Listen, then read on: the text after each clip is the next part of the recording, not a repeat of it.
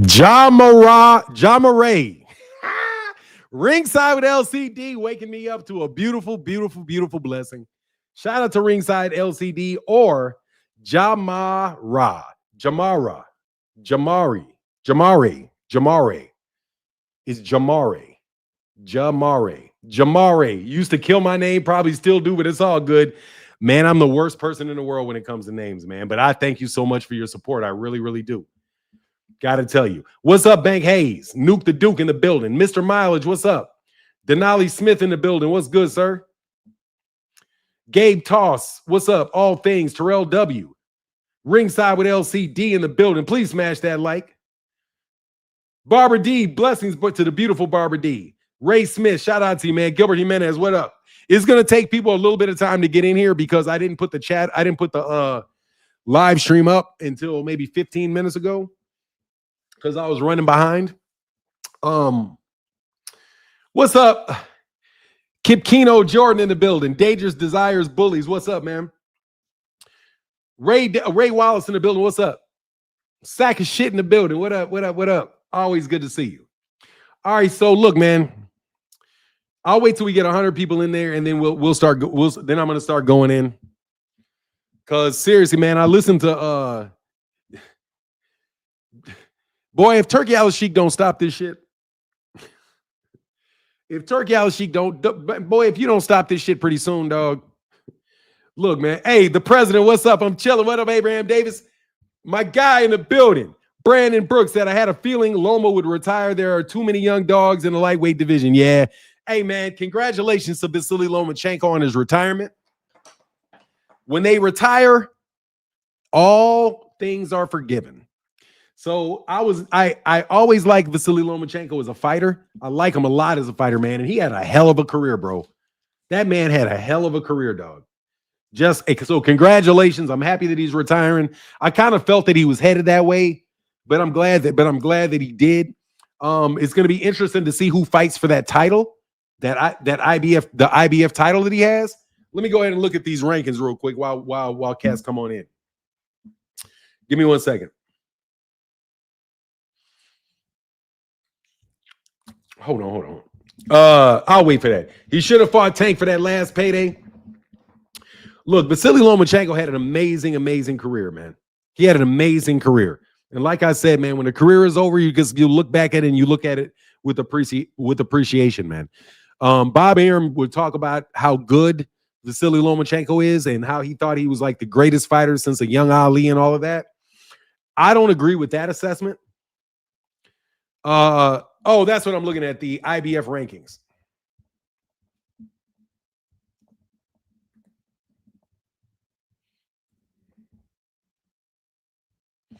All right, so IBF at lightweight is Andy Cruz. No, it's Andy Cruz and Mark Magsayo. There is no number 1 and number 2. Andy Cruz is number 3. Mark Magsayo is number 4. Mishiro is number 5. Schofield is number 8. Lucas Body is number 7. Number 6 is Sam Nokius. So I would think that Andy Cruz is about to get a shot. I think Andy Cruz is about to get a shot. Rod Walker said, great career, but not as good as Sugar Ray. As Bob stated, blasphemy. No, he did not have as good a career as Sugar Ray Leonard did. No, he did not. That's for sure. I'm just saying that, hey, man, that dude is a tremendous fighter, man. Without a doubt. Vasily Lomachenko is an amazing, amazing, amazing fighter. And to see him beat Devin Haney's ass like that and get robbed. Seriously, man, I would have never thought that his career would have ended with him getting robbed by Devin Haney. But he did have his last fight that he had become a championship fight. So, I mean, what a great way to win. I mean, you know what I mean? I think that he went out a champion. He went out a reigning champion. How much better can you have? How much better can you have it than that? But it does signal a shift, man. That always happens in boxing where the old class kind of goes out and the new class comes in. And so Vasily Lomachenko was obviously in that older class of fighters that are on the way out, just like Terrence Crawford and Errol Spence and Keith Thurman and Danny Garcia and all those great fighters, man. We watched for all those years, man.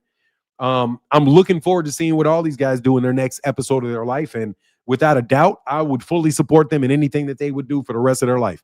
If Vasily Lomachenko decided to, because he doesn't speak English clearly enough to come over here and do commentary, but I'm really thankful for the sacrifices that Vasily Lomachenko made in his career. Because no matter how good you are, it's never sweet getting punched in the face. You know what I mean? And he got punched in the face a lot, no matter how talented he is, man. You know what I mean? Or how easily he beat the other guy. So obviously, we have Rigondeaux that's going to be leaving. Tyson Fury is going to be leaving. Usyk is going to be leaving. Canelo obviously is going to be leaving. Jermell and Jamal are towards the end. There's a lot of them, man. Keyshawn Davis should unify with Andy Cruz. No excuses. Exactly. If Andy Cruz gets that IBF belt, then Keyshawn Davis really doesn't have anything to say. He's got to fight that guy. Or Gervonta Davis has to fight him. Who's the other champion in the division? You have the IBF, the WBO is Keyshawn. The WBA is Tank. The IBF was Lomachenko. Who's the WBC champion? Who's the WBC lightweight champion? Who's the WBC lightweight champion? Oh, Shakur. I'm tripping. Yeah, so Shakur is the WBC lightweight champion. That makes the lightweight division like super packed, bro. The PBC are brilliant for keeping Tank away from Loma years ago. At that point in time, Tank wasn't ready for Lomachenko. I don't think he was ready for Lomachenko, but I also don't think they were ever really going to make that fight. They talk about making those fights, but they don't really make the fights.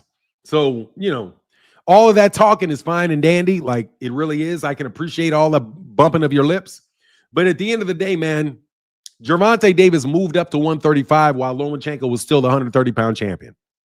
Lomachenko left the weight division when Gervonta was still a champion. Let me say that right. Lomachenko left that division when Gervonta Davis was still a champion. So you cannot say, especially since all of the promotional walls that existed between the PBC and Top Rank at the time, that Gervonta Davis was ducking or avoided Vasily Lomachenko. I will say, though, that you do have to develop fighters, and Gervonta Davis was very, very clearly going to be a star. So they were going to make sure that they got Gervonta Davis in the position to be a star. They're not going to take their A1 prospect and throw it on a fire heap. You know what I mean? It's just not going to happen because people need time to develop. People need time to improve. You know what I mean? So Gervonta Davis had an opportunity to develop. He had an opportunity to fight fights that worked for him at 130. And as a result, he's the big star that he is today. And I don't see a problem with that. We can't argue. I mean, now that we see how bad, if you don't have good matchmaking, how bad your fight cards can be, if you don't have good matchmaking, people need to do some matchmaking. I'm sorry, I've been convinced that we do not need a boxing environment that does not have any developmental fights for young professionals. Jared Anderson had no business in the ring with a seasoned fighter like Martin Bacoli, who had already fought guys like Michael Hunter, who had already, in a big, strong puncher at that. He wasn't ready for that. He thought he was ready for it. He had all the talent in the world, but he wasn't ready for it. So now Jared Anderson's on the garbage heap. Now, I don't want to say he's on the garbage heap, but you get my point. So, no, I don't have a problem with people, even like, how Floyd Schofield didn't fight Shakur because he got sick. Man, I don't have any Look, if they faked it, I don't have a problem with it. Because Floyd Schofield was not ready to fight Shakur Stevenson. And Floyd Schofield can get 4, 5, 6 more fights so that he's ready to fight for the championship. Muhammad Ali was not ready to fight Sonny Liston the day he turned pro. When did he fight him in 1963? It was a full 3 years before he had enough fights and all that stuff to prepare him to fight somebody like Sonny Liston. If he had fought Sonny Liston when he was 20, he probably would have got knocked out because he had not yet been knocked down by I think he had been knocked down 2 times by that time.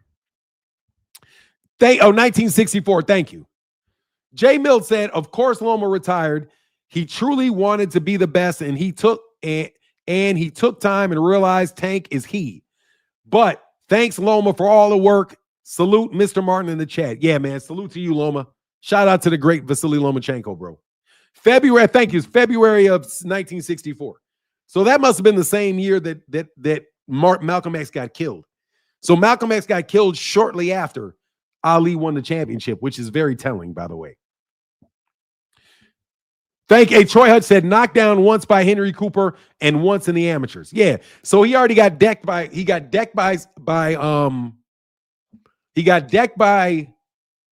Henry Cooper. And then what else happened? That was when they did the glove thing where they separated the glove to give him more time. And then, but basically he had fought Archie. He had already fought Archie Moore. He had fought a lot of guys that were already very, very seasoned professionals. And he was ready for Sonny Liston at that time. They didn't put him in there before he was ready. Loma was fast-tracked to nowhere. He got fast-tracked to some championships. He did. But Lomachenko made so much money, he doesn't have to fight for the money anymore. You know what I mean? And plus, they still got all that nonsense going on in Ukraine. So, it is what it is, man. I'm a big Loma fan, though. I cannot lie, bro. Loma made me a fan of his throughout his career. Made me a fan because I was not inclined to be a fan because of the way they started the promotion. They started the promotion in a way that was like, okay, yeah, all right.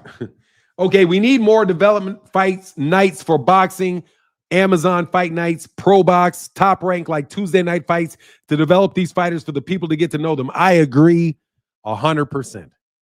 You actually have to have these guys on networks where people can see them. That's why Devin Haney can't sell, seriously, man, can't sell candy. Devin Haney could not sell candy in a schoolyard.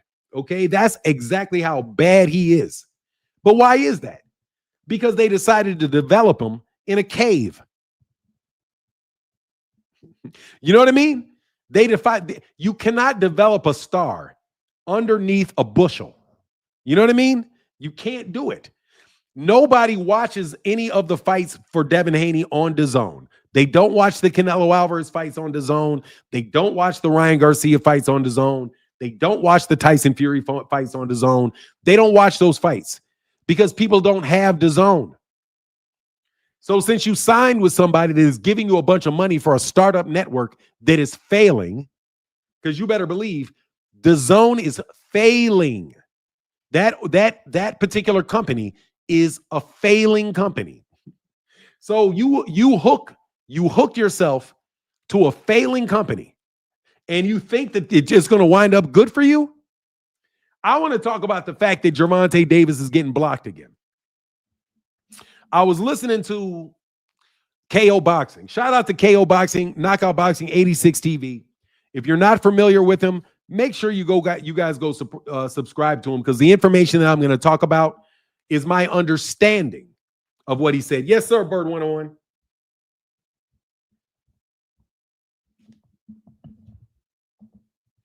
All right, there you go. Nuke the Duke said DAZN is trash. What is that? I heard your boy T. What does that mean? You heard your boy Conti got CA. What does that mean? Pull out Bandit. Pull out Bandit said, I heard your boy Conti got CA. What is CA? Is that COVID? I'm a cat. Hey, yes, sir. Thank you, Bird 101 with usually the $5 holler for my guy, Bird 101, bro. Hold on one second. Oh, he's got cancer?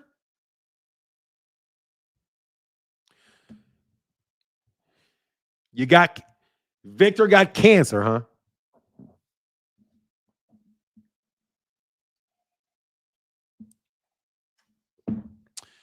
I don't want to say karma's a bitch because I don't want karma coming at me. But I will tell you, though, he said he got chlamydia. If he's got cancer, I think I know how he got it. Let me say that, bro. Let me put it this way. If he got cancer, I'm almost 100%. I'm 100% sure I know how he got it. I feel sorry for you, Victor Conti. I really do. Does anybody know what type of cancer it is? He's got pancreatic cancer. Hey, Josh Sanders said, whoever said chlamydia was wrong. Oh, he got pancreatic cancer, huh? Well. What can I do? What should I do? How should I handle that? How should I, man? Hey, man, hey, man, hey. Okay, bro. Thank you, Bird. Hey, Bird 101 with the $5 holler on the Cash App, bro. Thank you so much, bro. Thank you so much, bro. Appreciate you so much. Hey, Phenomenal Show said they never should have given you that Conti, that Conti ammo. Hell no. Look, bro, I'm gonna tell you, man. I'm not surprised. I'm not surprised by that news at all. It's coming, Rod, and he did. Oh, it says it's coming. Rod, he did it to Barry Bonds. Yeah. Like, bro, you don't get the benefit of the doubt. I don't look, man. Damn, I was trying to give him the benefit of the doubt, but I hope he beats it. Yeah. Look, man, my prayers go out to his family. My prayers go out to his family and his loved ones for the fear that they have in their heart for his life right now. Because if you have pancreatic cancer, there is no doubt at all that your life is very, very, very, very much at risk. Sorry if I misdirected the show, but time. Hey, man, no worries, bro. I'm fine. I'm happy you told me that. I didn't know. I didn't know that he got cancer. I'm going to tell you what can cause cancer, though. You being a dickhead can cause cancer. Seriously, man. I told you in the live stream before, bro, that karma can hit you in a lot of different ways, man. For real, man. I'm not going to talk about Victor Conti, but I'm going to do a little bit of an MH Blackwell type of spiel. You need to keep positive thoughts in your mind. If you are constantly plotting, scheming, taking advantage of people, lying, mistreating people, you don't think anything's ever going to come back to you just because those people can't touch you themselves? I've already told you, man, if you fuck around with the wrong women and all they do is focus on you and say and think in their mind how much they hate you, bro, your body's going to start getting fucked up. I'm telling you, if enough people hate you, enough people want you hurt, I'm telling you, your body will start shutting down.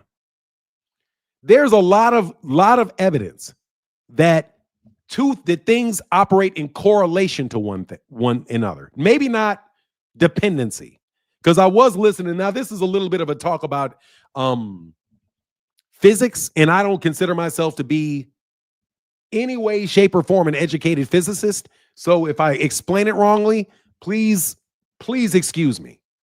But the gist of it, I do think I get. There's something called the principle of non-locality. And my basic understanding is that if two things were ever in connection at one point in time, that there will always be a correlation between the two. They may not be dependent upon one another, but there will always be a correlation between the two. So even if it's not that they are dependent and connected in some way, the fact that their actions are correlated to one another will tell you that if you, who are made up of all of these things, ever come into contact with someone else, that there's always going to be correlation between your action and their action. But once they become aware of the correlation, if you're aware of the correlation and they're not, then you can do all kinds of things to them. Simple, just like if you want to steal from somebody and they have no idea that you're doing it, you can steal everything. But the second that they know you're a thief and they start watching you and they start looking at you at the side of their eye, you're going to find it very, very difficult to steal from them. And in fact, you're more than likely going to get caught, right? So once somebody becomes aware of a correlation between you and them, everything that you had before is lost because you violated them. You violated them and you brought something towards them. They did not accept it and they recognized where it came from. And what you sent to them went back to you because it has to go somewhere. Your negativity, your hatred, your scheming, it has to go somewhere. You know why? Because it's all based on lies. So how can the universe take something that is not true, that is bad, but it's not actually in existence? It is something that is concocted and made up by somebody. But yet it is in existence to the extent that that person brought it into existence. So the correlation of the two things, I don't even want to break down the science on it. But I'm telling you, there's very firm reasons why you should not mistreat other people. We believe in this universe that is purely materialistic, where the only things that are real are the things that you can touch, the things that you can hear, and the things that you can see. But that is only a drop in the ocean of all the things that are truly in existence. And you think you can continue to manipulate, tear up people's lives, and nothing is ever going to come back to you? No, I'm telling you, I don't care if you put a tweet out that's wrong. If you put a tweet out that is designed to tear somebody down, you better be careful that that person doesn't know that it's you doing it. Because when they find out it's you doing it, even if they cannot physically put their hands on you, even though they don't have any muscle, they don't have any guns, they sit in their house and they're totally broke, they can still do stuff to you that you could not imagine, bro. They can do things to you that you, just through their correlation that you created between you and them, they can do things to you that you would not believe, which is why you have to treat your brother as your brother and not as some victim, some future victim. He said that magic is real, family. Yeah, it's real. It's real as it gets, bro. It's real as it gets. So even if you're telling me metaphorically that he has cancer, because I understand, sometimes people will say, oh, he got cancer. But what do they mean? Oh, they mean he's going to die. From the cancer? No. But we're going to say he's going to die from cancer because we're in the process of making sure he gets up out of here. A lot of people kill you slow, too. This is an MH Blackwell video. Not everybody kills you fast. Women don't typically kill you fast. Women kill you slow. Women kill you slow. Women put stuff in your food. Women put stuff in your toothpaste. Women sprinkle things on your bed sheets. They do all kind of stuff to get stuff in your body that is going to harm you and make you sick because they can't beat you up physically. I'm telling you, if they don't accept it, it has to go back to the sender. Exactly. If they don't accept it, it goes back to sender. Return to sender. Oh, Bird 101. Thank you, bro. My bad. It goes return to sender. So, yeah, if Victor Conte did that enough times, yeah, he can give himself pancreatic cancer. And let me tell you something else. If he did it to the wrong person, if you do it to the wrong person, trust you me, it's going to come back a millionfold, bro. If you do that shit to the wrong person, a skilled person, trust me, man, they don't care about your biology books. They don't care about your psychology books. They don't care about your medicines.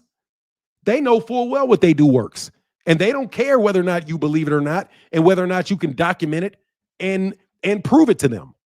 Nobody cares. What they are going to do is they're going to do it to you, and then they're going to watch you suffer, and then they're going to sit back in their house and watch you die, and then they're going to be laughing the whole time. Come on, man. You guys are stupid, bro. Start acting right, bro. Start acting right. And then you won't have these things happen to you. But I can't say what happened to Victor Conte. But I'm telling you, man, if you can make yourself sick Very easily, man. I sat up in my bedroom last night because I went to a family counseling session that I did not want to go to, but I went anyway because my wife wanted me to go. I didn't have a bad experience. I didn't have a good experience, but the whole night last night, I was upset all night long just from the interactions that I had that I didn't want to have. You can make yourself sick. You know what you're doing. So if Victor Conte, and I don't know what Victor Conte did, I don't know what he didn't do for sure, but if Victor Conte sent people to jail, that he know or set people up for things, Victor Conte knows within himself whether or not he cheated. We may not know whether or not he cheated or not, but he knows whether or not he cheated. His body knows whether or not he cheated. His mind knows whether or not it cheated, whether or not it lied. And it has to do something to adjust for that. And what may it do? It may develop a cancer in your body because it has to do something with this energy that's coming back. So what does it do? It turns it into cells. It turns it into malignant cells that continue to grow and grow and grow and grow and grow in your body. That's a theory of cancer. Now, that's not the medical theory of it. The medical theory just explains that you have different cells that start forming in different ways, and it winds up tearing your body up. What somebody that is more enlightened might say, somebody that studied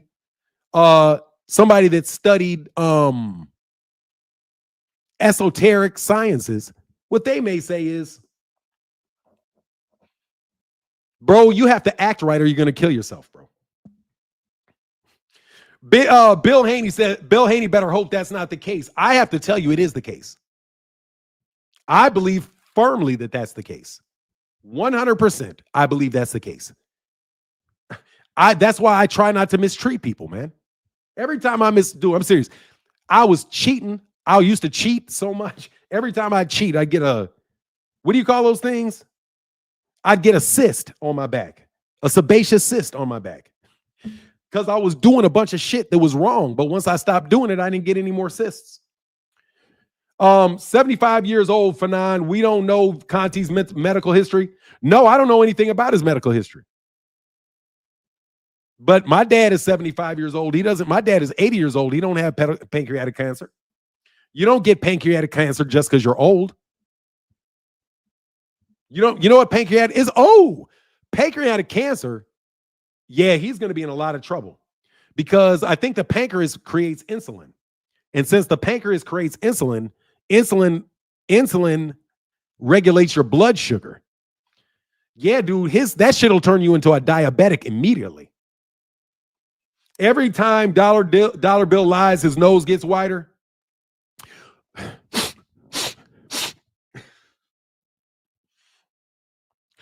Patrick Lucier said, you're smart, bro. I like when you talk like this. I appreciate that, man. Prostate cancer is a cancer most men will get the longer you live. Prostate cancer, not pancreatic cancer. Prostate cancer, yes. Pancreatic cancer, I don't think so. You know? The Cardina said, Victor is a known cheat, so the boxers that affiliate is guilty by association. That's facts. I know that much. Yeah, I mean, look, I think Cardenas is very fair for you to say that. It's very fair for you to think it. Is very, very for you to say it. Troy Hutch said, clear conscious, stress-free body. That worry and stress turns into real physical ailments. Yep. Big Dog Willie said, pancreatic cancer is hereditary. Okay. That's what they say, huh? Hey, I wonder why it's hereditary. Let's evaluate that for a second. It's hereditary, right? Well, heredity only depends on your nature of what you determine the nature of existence to be. Heredity and genetics is a scientific way to view the world. But that doesn't mean that there's not another way to view it. I don't think that everything is necessarily you're going to get it because you have these genes. It may be because you have certain lifestyle choices that the people before you had. So if your father was a prick and behaved like a prick, then you're going to be a prick and behave like a prick. So you may get the same cancer he gets. Or let's say high blood pressure. My father has high blood pressure. I have high blood pressure. Why? Because we eat the same foods. We have the same lifestyle. We're related to one another, so our body will react to the things that we do the same way. Where somebody who may not be from that environment isn't going to live like that. And since they don't live like that, they don't get the cancer. I'm telling you. So even in the way they explain it, it's like, okay, if you believe that heredity is what it really is, I don't believe that, because I believe that the spirit becomes before the body. But anyway, a peanut a day keeps prostate cancer away.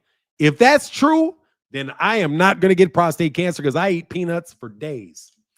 Greetings, everybody. Long trip overseas and made it back. Let's hit that like button. Great work, Martin. Thank you, brother. I appreciate that, man. Thank you. 1 out of 7 men diagnosed with prostate cancer. Average age of the diagnosis is 66. Thank you, sir. I'm from Chicago, Tim Massey. Oh, nah, I think he was saying another day. Nope. Oh, then, hey, I'm safe there too. Hey, then I'm safe there too. Good to know that one. Because you best believe I'm more safe with that than a pocket of peanuts. Hey, man, I'm safer with that one than the peanuts. I make sure that happens, nigga. I ain't keeping that in me, nigga. You know what's crazy, though? That you say that? That's exactly what I thought. I was like, man, I wonder if prostate cancer is caused because men are keeping sperm in their body too long. Because, you know, the sperm has to have a lot of energy. So I was like, I wonder if you keep it in your body too long and it backs up into your system. What will those little spermatozoids do in your system if you don't get them out? If you don't, oh yeah, prostate is 90% curable. Yeah, I get checked. I had a polyp in my colon in my last colonoscopy. Yep, it does make sense. Yeah, man, I'm just telling you. I be forgetting what I said 5 seconds later now. I be living in the clouds, bro. Yep, it does make sense. Yeah, it's like, that's why I was like, nah, you got to get that shit out of you. I told my son that shit. My son was like, because my son is working on something. He's like, I'm going to go sex free. I don't want to focus on any women. Man, I told my son, boy, if you don't go out and get you a woman, man, I'm going to have a problem with you, bro. You better go get you a girl. Every time somebody tells my son that he needs to leave women alone to focus on his life, I tell that nigga he's wrong. They're wrong as rain and ignore them. You need to mess around with women until you find the right woman.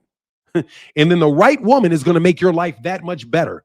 But why would you wait till you have everything settled to try to find a woman to help you settle? You have to find it. Oh, I'm sorry, bro.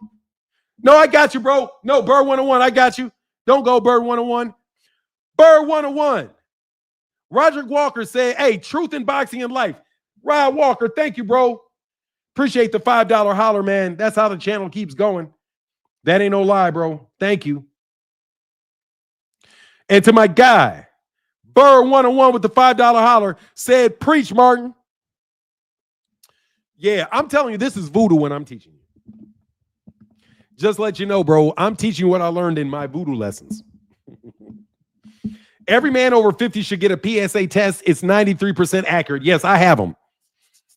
I'm switching doctors, but I got another one coming up.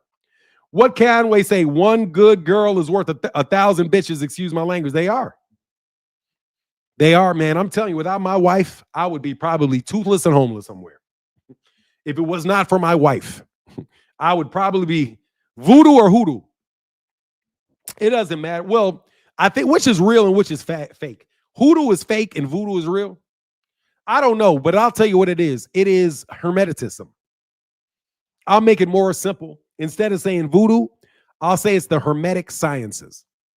If you meet anybody that is familiar with the Hermetic sciences and you play around with them, they will absolutely, positively ruin your life, bro. I've been getting PSA tests since my mid-40s. Yep. But no, phenomenal show. Really, the simplest answer is it's Hermetic science. It's the Hermetic sciences. From the Hermetic sciences came everything else. Hermes thrice great. That's why you do this. That's in honor of Hermes thrice great. Hermes thrice great. Hermes thrice great. That's thrice great. Hermes thrice great. And why is Hermes thrice great? He's thrice great because he is with God, he is with the Holy Spirit, and he is with Christ in his physical body. So they called him Hermes thrice great because he wasn't just a great man or a great spirit. He could also connect to the great God above. So they called him thrice great. So Hermes or Hermes Trismegistus, whatever, the guy that was that is credited by a lot of people for founding Egypt and all of that stuff, is Hermetic sciences. Voodoo is more of a religion. Hoodoo is more a science practiced by Black Americans. Yeah, I can't speak because I had to learn it myself. I don't know the titles. Hoodoo equals Black ancestral religion. You spend a lot of time in New Orleans, so more likely hoodoo. It's definitely hoodoo. It's definitely hoodoo. If it's not voodoo, it's hoodoo, it's hoodoo. Then definitely hoodoo. Definitely hoodoo then. I don't know what it's called because I had to learn it. But nobody taught it to me. So I had to learn it for myself. But I got a clue because my mother, because of my mother's personal beliefs, my mother's personal beliefs align almost completely to Hermeticism. So since my mother had taught me a lot of things when I was a kid, when I learned Hermetic sciences, it made it very easy to understand because I was basically raised on it in my house. But my mother didn't call it that. My mother just is my mother. You know what I mean? And I don't even know if she considers it to be Hermetic because I don't know if she knows what the source of it is. But the way that she lives her life and the way that her philosophy in life, it is completely Hermetic. So when I started studying Hermetic philosophy, everything made perfect sense to me. Everything made perfect sense because it's already all in my house. I can look at my mother's pots. I can look at her pictures. I can listen to her, and it's so easy to learn all that stuff when you have somebody that is familiar with the basics of it. That new Dave said, Fanon, can I get a 10 count for my uncle? Passed away from stage 4 cancer last night. Absolutely, sir. I can give you a moment of silence. Rest in peace to Dave's uncle who passed away from stage 4 cancer last night. Rest in peace.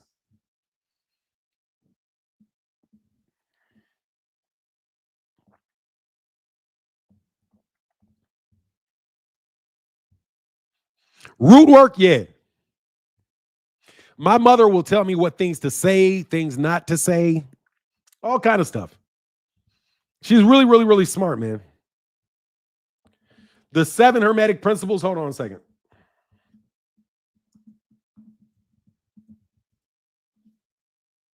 Yes.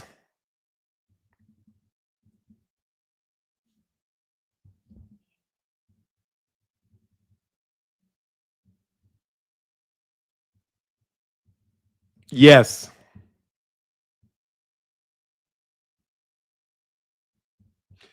Yes. Yes. The 7 rules, the 7 Hermetic universal laws, yes. Except for they got it wrong. Generally speaking, yes, but they got it wrong. They got it wrong. They got it wrong. These 7 Hermetic universal laws are wrong. They're wrong. But yeah, generally speaking, yes. But actually, the way they explain it, no. That's why it doesn't work for them. God bless you and your family, fam. Hey, yes, sir. Rest. R.I.P. to the Unk. R.I.P. to the Unk, man.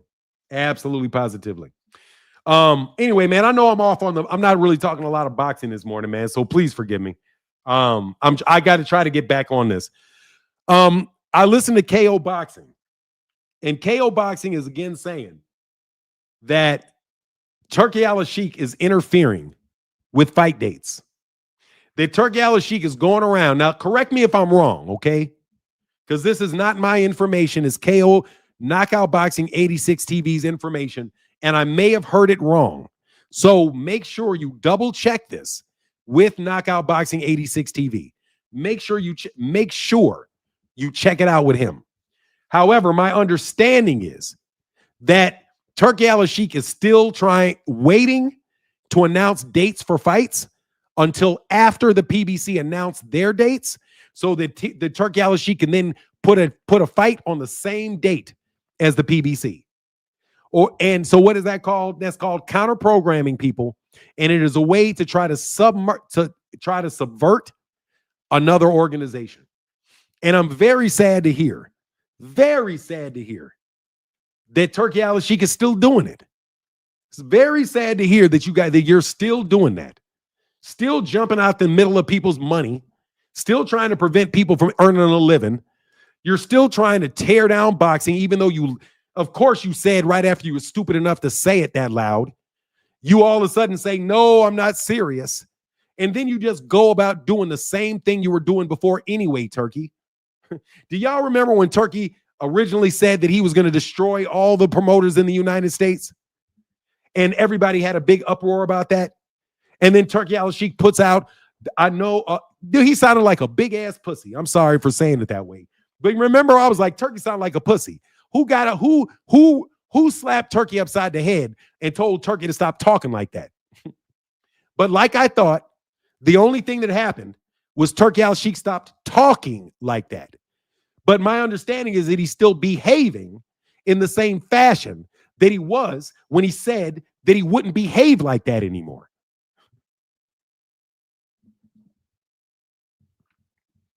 Aaron Brooks said, isn't it hard to subvert a market when your ventures keep failing? No, it's not, because he wants to lose the money. He wants, basically all the money he's spending is to tank that system. So he can say, I'm going to spend $5 billion to tank that system. How can I spend $5 billion to tank your system? I'm going to pay $5 billion to hire all your workers away from you, cause problems with you and your customers. I'm going to make a little embargo around you. And that's what he's doing. Turki Al-Sheikh is trying to put an embargo around Al Haymon and the PBC by competing with them for any venue, which is probably doing what? It's probably running up the cost of the venue, because the venue says, hey, man, this guy's going to pay this. You're going to pay this. Hey, man, can you give me more? So your prices keep going up and up and up and up. And that's what Turki Al-Sheikh is trying to do. He's trying to raise the price on everybody till they get out of the market. And once they get out of the market, then he's going to lower his price because he has all the assets. And then he's going to lower the prices to the boxers. I mean, are you guys slow? Are you slow? Are you slow? Did you hear Loma retired? Yeah. Aaron Brooks said, oh, that's diabolical. Yes. Look, man, you kill your competition. That's how the big boys do it. The big boys think they can buy you out. And if they can't buy you out, they'll embargo you and prevent anybody from doing business with you. Turki Al-Sheikh, it appears to me, is trying to prevent people from doing business with Al Haymon by putting another event up, which with competitive pricing, and trying to get one person over here and just trying to take away some of his views. They don't even care how many of their views he takes away. But again, rest assured, Turki Al-Sheikh will not succeed in this venture. He will not succeed in this venture. He will fail at this. He is not going to overturn the Ali Act. He is not going to be mega successful in the United States, because we will not let him be, because we don't like him. So you're not going to be successful. It's that simple. We don't like you, so we don't care about your money. We don't want your money. We don't like the people that are working with you either. So the fact that you got all them bums didn't do anything but save us money. Because trust you me, we wanted to get rid of these people anyway.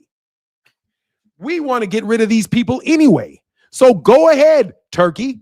Get rid of drown the economy so all these petty thugs don't have any money to go to, any money or anywhere to go to, so they can leave boxing alone. and then go back to selling drugs on a corner or something. They can go back. They can find some other way to earn a living other than to milk off fighters. That revenue stream is over, bro. That revenue stream is over. We are working very hard to make sure that you all cannot take a penny out of a fighter's pocket. A penny. We're also working very hard to get all of the thugs and all of the scumbags in jail. Our first preference is to put you in jail. Our second preference is to put you somewhere else.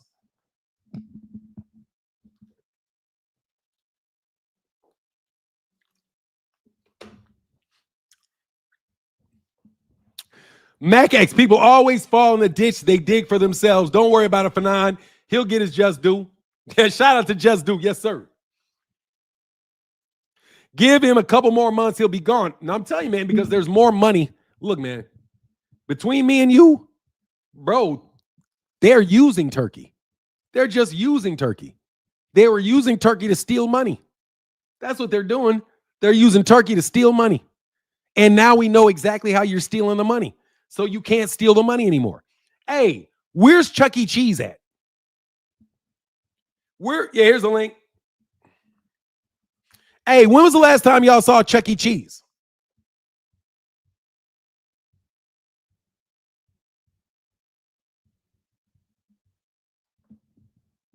Hey, man, y'all seen Chuck E. Cheese dropping $500 a day lately?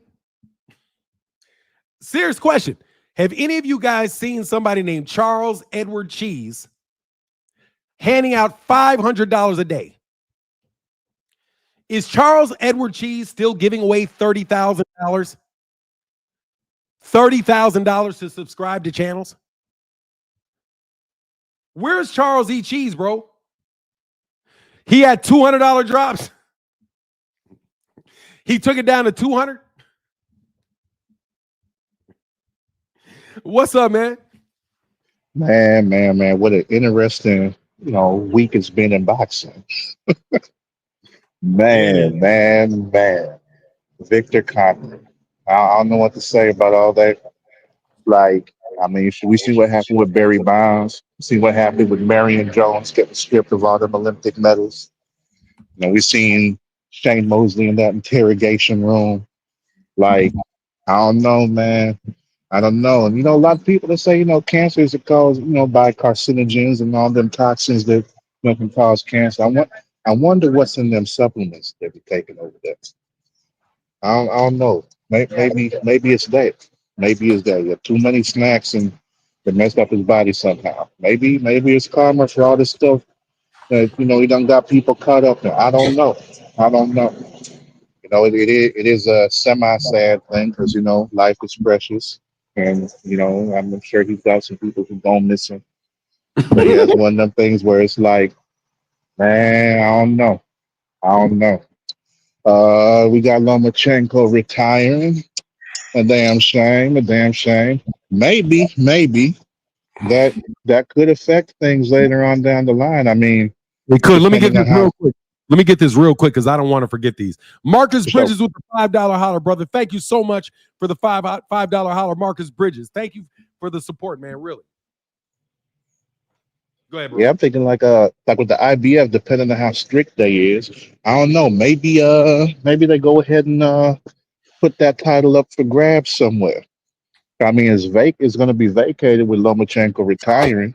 So I don't know if they're just gonna give it to the next guy or make them fight for it. Like make the 1 and 2 fight for it. Or there is no number champion 1 and 2 right now.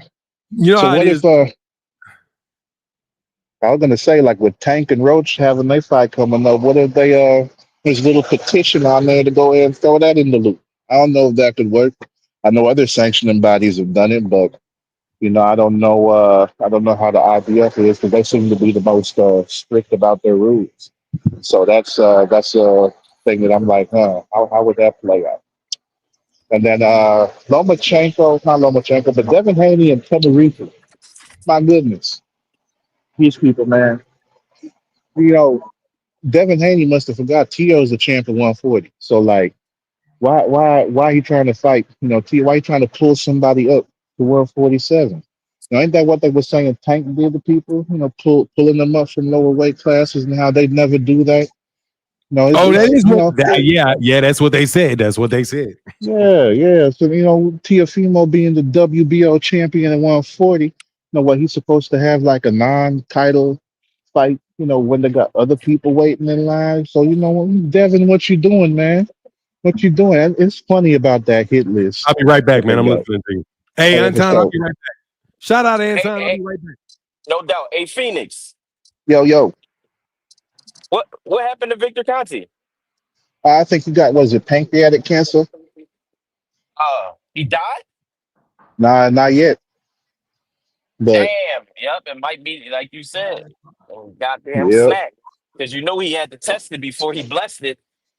hey, if he the one who was testing it on himself, maybe some of them fighters might want to reconsider what they taking. Because Yep. yeah, man, you can't be messing with that experimental stuff.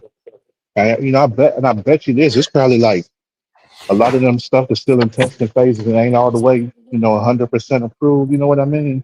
Like them things that you go ahead and see in the supplement store, be like, yeah, this hasn't been tested. It's not 100% FDA approved, and it's not guaranteed to help with any of whatever. So yeah, take it at your own risk. They put that disclaimer on the box of them things.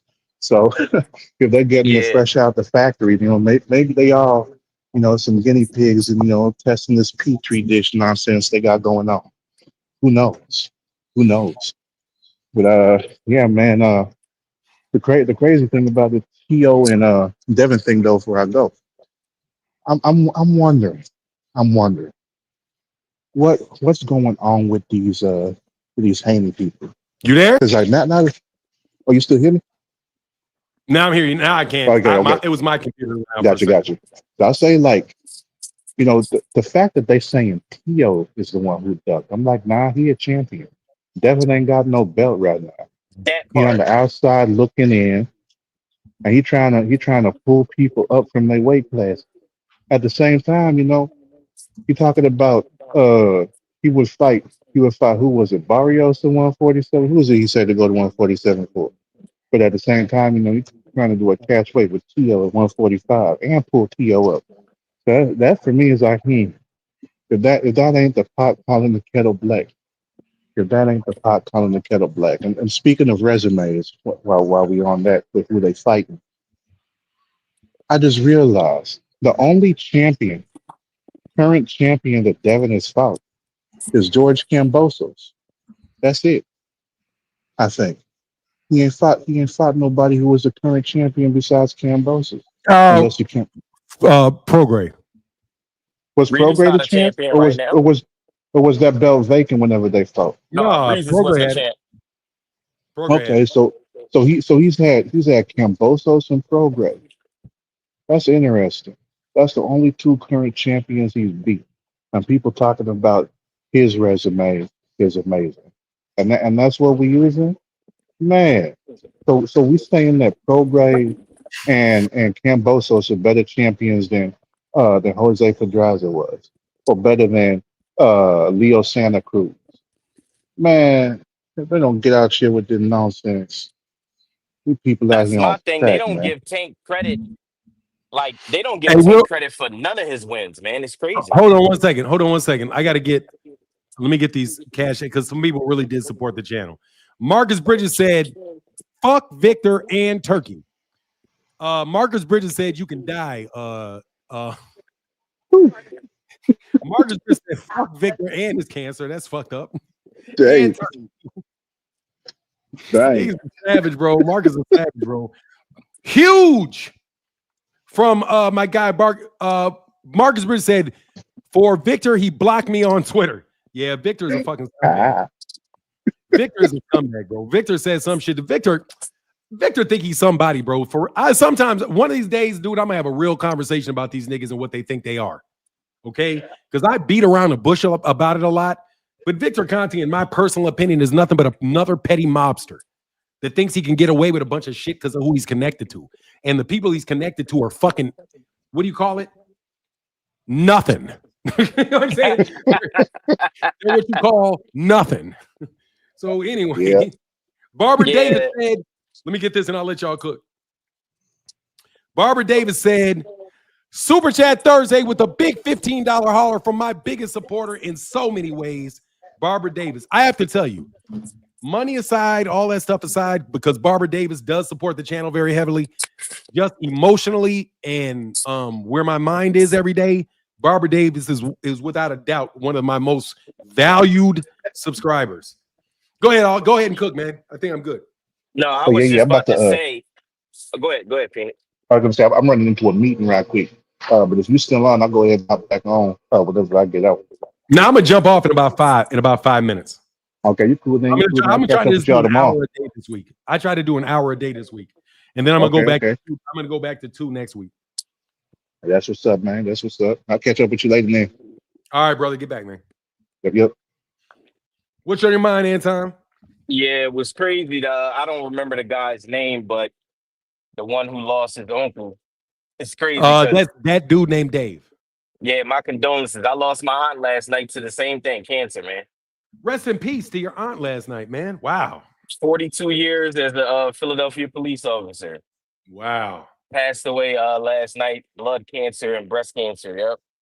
Oh man, my condolences to your family, man, and many blessings to all of you. Yeah, man. Stuff, but you know, but for I didn't hear that news about Victor. That's crazy. But yeah, the what I was saying when Phoenix was on is I don't understand how people. It's like because I was listening to a show. I don't like putting people's name out there because I don't want to start no beef on your channel. But a certain platform is basically they discredit all of Gervonta Davis tank wins, and I'm just like, Who are you talking about, man? You just say it, man. I don't care no more, bro. the There ain't no beef. initials is TBV, the boxing voice. So Oh, okay. he had a title yesterday that was talking about 2 heavyweights.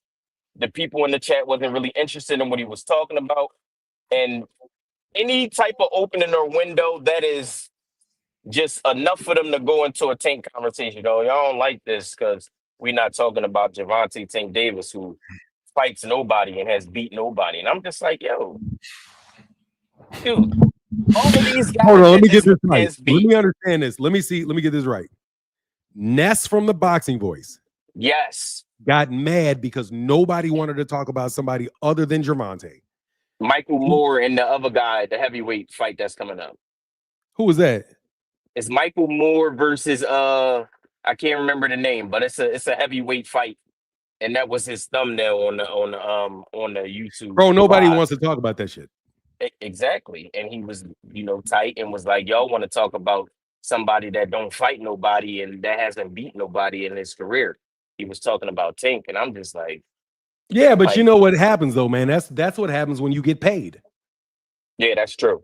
That's what happens when you I don't have no problem with the boxing voice, but I knew it was up because they have a studio.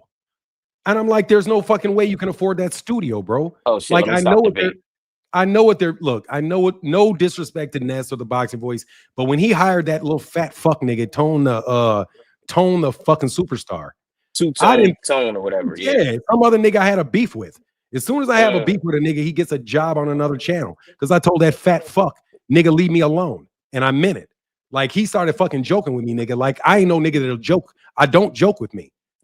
I don't know you, nigga. Don't joke with me. I don't like jokers. You know how you like to be, that's that. What did you say? What is that stupid shit he says? Whatever that stupid shit he said, bro.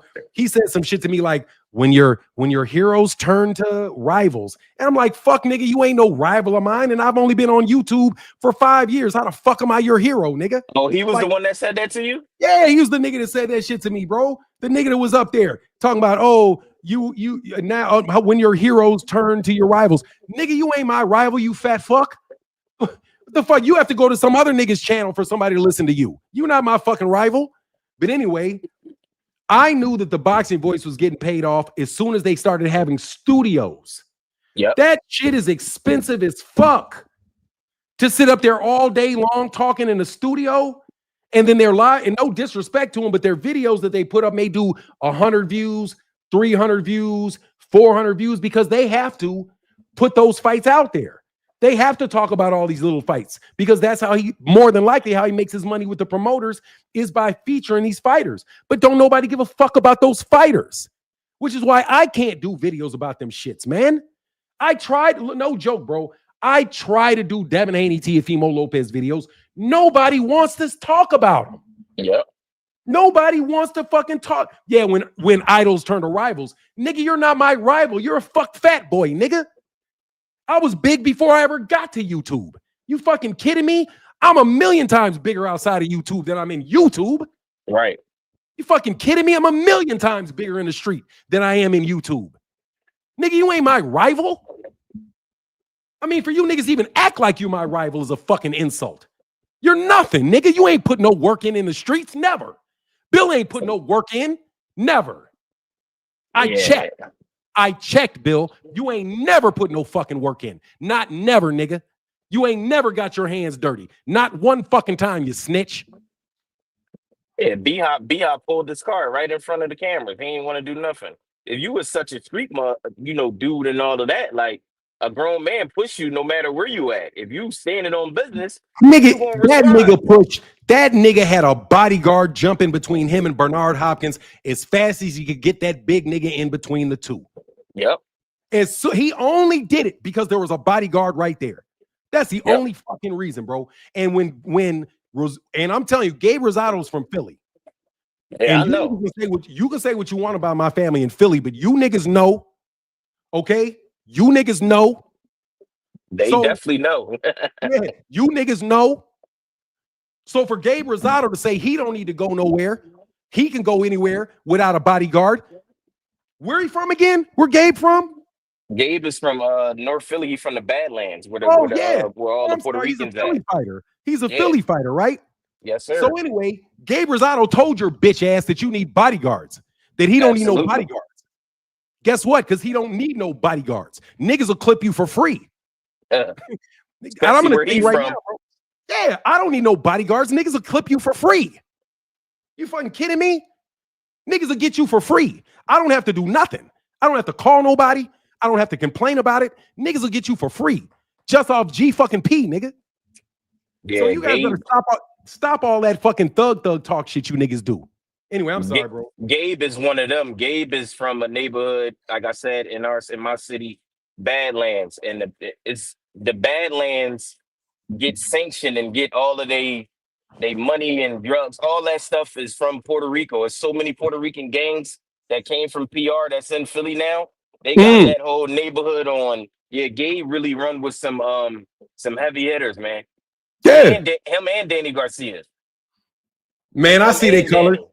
I see their color. You ain't got to tell me nothing. I see their colors. Uh-huh. You know, I see them. What's up, Kamal? What's up, Marcus? What up? What's going on?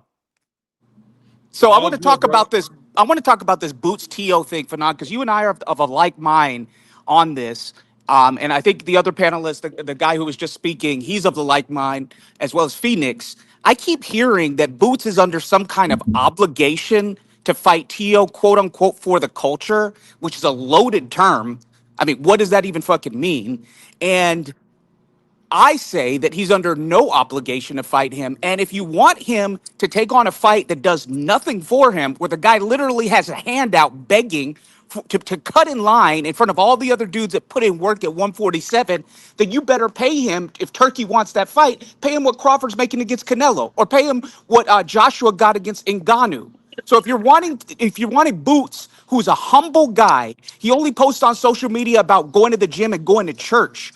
If you want him to give a platform and by extension give legitimacy to the jester, because that is what the jokester, that is what T.O. is. He's a clown jester, and they had in court, in the ancient times, around the round table with King Arthur.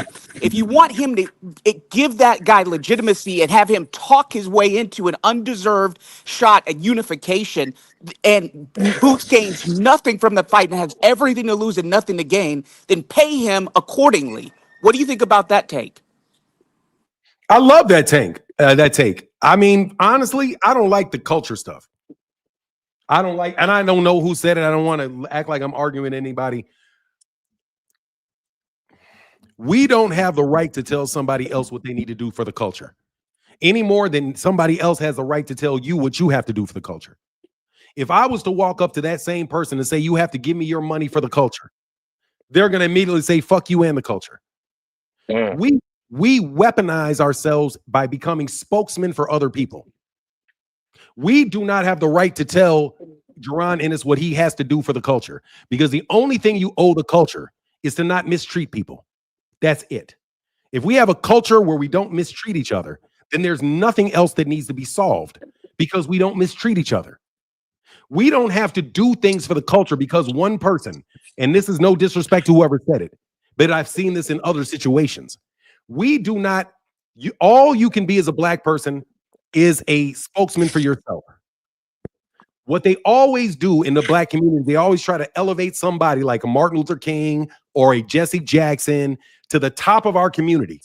And so their priorities and what they say become intertwined with what everybody else does. And then they're able to manipulate people because now they have the strings of the culture. I will never accept somebody telling me what I need to do as a black man, ever. Because the only thing I owe you is to not mistreat you. That's it. I don't have to buy your products. I don't have to like you. I don't have to talk to you. I don't have to loan you money. I don't have to do none of that shit. Only thing I have to do is not mistreat you. That's it. I don't even have to treat you right. I don't even have to go out there and do something special for you. Because the problem with racism is not that when we do good things for each other. The problem with racism is that it mistreats us. So we have to get rid of the mistreatment. And I do think it is a bit of a mistreatment to tell somebody that they have to do what you tell them. Otherwise, you're not really doing what the culture wants you to do. Because I'm still waiting on what the fuck culture you're talking about. Because I'm black, Kamal's black. Me and Kamal don't sound like niggas from North Philly. All right. But we still in the culture. That's my thought on that, Kamal. I love that point. What's your thought? I'm gonna pick Boots. I'm gonna pick Boots' brain on Father's Day. We have an annual basketball game every year. West Oak Lane Uptown versus his neighborhood back Germantown. I'm gonna see if I can he's from Germantown? Yeah, hold on, he's from Germantown? Yeah, he's from Germantown. He's from Brickyard. Boots is from Germantown? Yeah, Ashmead Street, born and raised. Hey man, my uncle used to live. My uncle and my cousins lived in Germantown. That's kind of a nicer area, isn't it though? Yeah, well, it is now because they gentrified that neighborhood. It is okay. now. Yeah, like thank you. Before it was it went downhill after like the pandemic and stuff like that. But before, yeah, Germantown, the houses in Germantown are huge. Yeah, my uncle lived in Germantown. Yeah. My uncle Donald lived in Germantown. Yeah, that's it's always been like a majority white neighborhood too. So it's real nice back there. They still got the old trolleys and trolley tracks and all of that still too. Yeah. That's what's up. Yeah, that takes me back, man. I've spent my time in West Philly and in Germantown. Yep. I grew up like 10 minutes from Germantown. It's called Mount Airy. Okay. Yeah. That's what's up. But we have a Father's Day basketball game. I'm gonna try to get a few questions in with him, see what's going on. Put him on tape, man.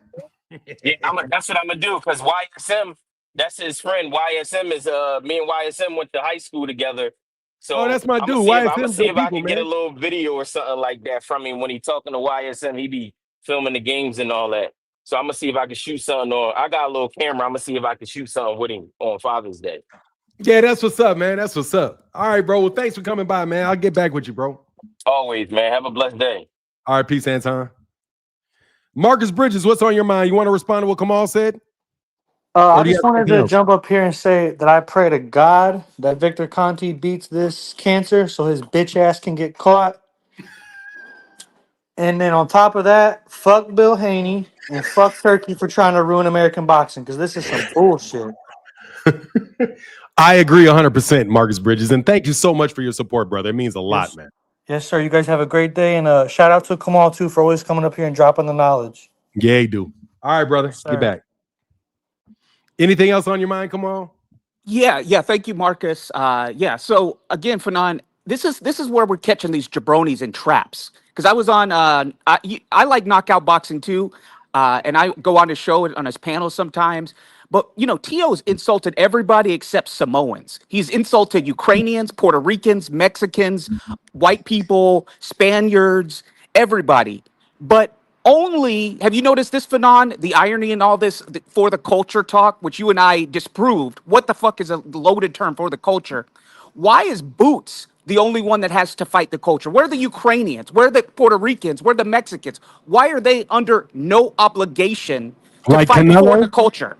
Like Canelo? Like Canelo. He's in, Yeah, I but thought I'd pass you that one. T.O.'s insulted everybody. It's not just black people he's insulted. He's insulted every single body. But they put the onus on Boots alone to go ahead and quote unquote fight for the culture. But you want to penny pinch a fight that does nothing for him. If you really want that fight that nobody's fucking asking for, why don't you pay him what AJ got for Ngannou? Why don't you pay him what Crawford's going to make for Canelo? You have the money, quote unquote. You have the money. You have unlimited funds. You have the Saudi fund.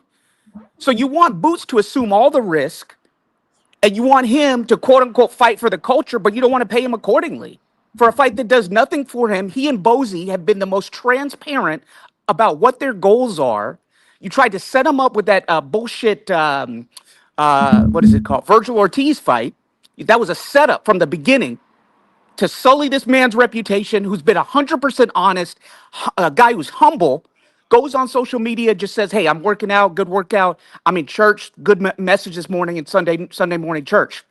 So Fanon, why is Boots the only one that's under the obligation to do something for the culture when other races, other nationalities have been insulted by this jester, this clown, this carnival barker, this snake oil salesman, T-Ho? Can you answer me that question? Absolutely. We're the only people that give a fuck about that. We're the only ones. If you call a white person a cracker, they laugh and say, can you say that louder? Because they don't give a shit. Really, they don't give a shit because they don't care what black people say about other people because they think they're better than us. So why don't we act like them and don't give a fuck when somebody says something about us? Who cares what Teofimo Lopez thinks? Like, for real.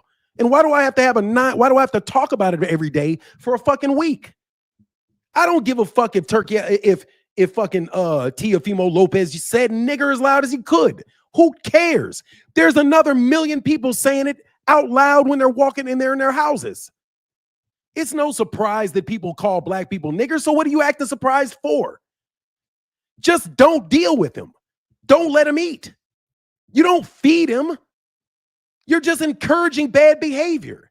No, I don't have to fight him for the people. Gervonta Boots doesn't have to get that man nothing. Nothing. He's not even in his weight class. So he doesn't own a belt. But he's got to do something, but T.O. doesn't, because you guys are so fucking sensitive that somebody can say liquor, liquor, liquor, and all of a sudden you want to hand him $10 million? Let me get right how he's fucking playing you. He wants to call you nigger, nigger, nigger. You get mad and give him $10 million. What fucking sense does that make? Yeah, I'm going to get $10 million. Just say he's going to get $10 million for fighting Boots. The only reason he's getting it is because he called him a nigger. How in the world do you think people will ever stop calling you nigger if you give them $10 million for doing it? You don't fight him. If it's about the culture, you tell them to fuck off. Because we don't have to react to any and every provocation that comes at us. And again, I'm telling you, I've been called nigger hundreds of times by white people that I lived around. You niggas have never ever been called it by a white person in your life, but you want to act like you're so, oh my God, he called me a monkey. Dude, who cares what T.O. said about you? Who cares? It's like me walking down the street with my wife, hold my wife's hand, and some 16-year-old says to me, oh, your wife's hair's too short. Babe, you need to grow your hair because that 16-year-old said that your hair's too short. He says your hair should be at your waist. Can you grow your hair? Because he made fun of you. We have to do it for the culture.